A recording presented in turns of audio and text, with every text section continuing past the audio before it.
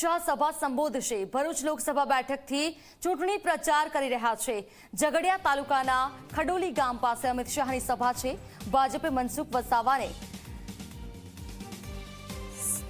7મી વખત રિપીટ કર્યા છે, તો ભાજપના ઉમેદવારનો મુકાબલો ઇન્ડિયા ગઠબંધનના ઉમેદવાર સામે છે।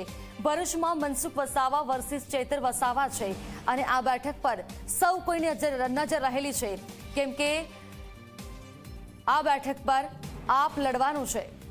સંવાદદાતા અર્પણ કાયદાવાલા અમારી સાથે જોડાયા છે। અર્પણ, થોડી વારમાં ભરૂચમાં અમિત શાહની સભા છે, કયા પ્રકારની તૈયારીઓ છે? આ બેઠક પર સૌ કોઈની નજર રહેલી છે।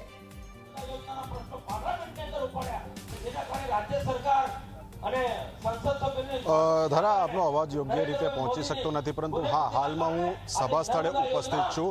કેન્દ્રીય ગૃહમંત્રી અમિત શાહ ઉપરાંત રાજ્યના મુખ્યમંત્રી ભૂપેન્દ્ર પટેલ કોઈ પણ ક્ષણે અહીંયા સભા સ્થળે પહોંચી શકે છે, કારણ કે મુખ્યપ્રધાનનો જે કાફલો છે તે અહીંયાથી પસાર થઈ ચૂક્યો છે અને અમિત શાહ કે જ્યાં હેલિકોપ્ટર મારફતે જે સ્થળે આવવાના છે ત્યાં તેમને વેલકમ કરવા માટે ગયા છે, એટલે ફક્ત રાહ જોવાની છે તેમના આગમનની।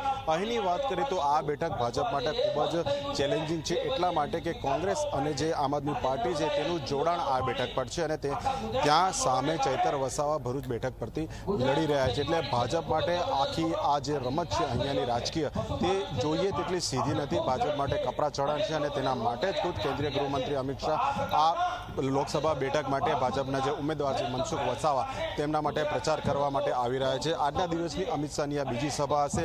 અહીંયાથી પ્રચાર કર્યા બાદ તેઓ પંચમહાલ પહોંચવાના છે અને તે બાદ મોડી સાંજે વડોદરા શહેરમાં રોડ શો કરી સભાને સંબોધશે।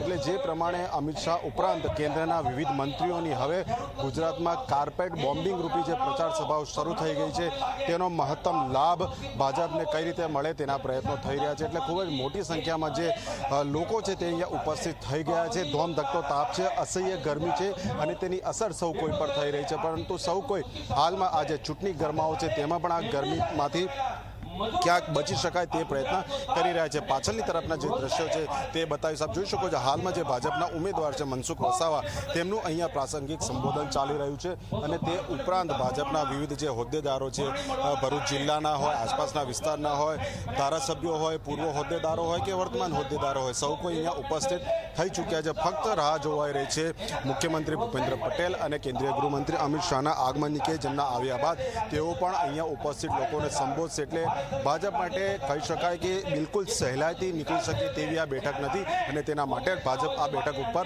આ રીતે આક્રમક રીતે પ્રચાર કરી રહ્યું છે। જી ધરા, બિલકુલ, ત્યાર પણ આભાર આપનો તમામ જાણકારી માટે।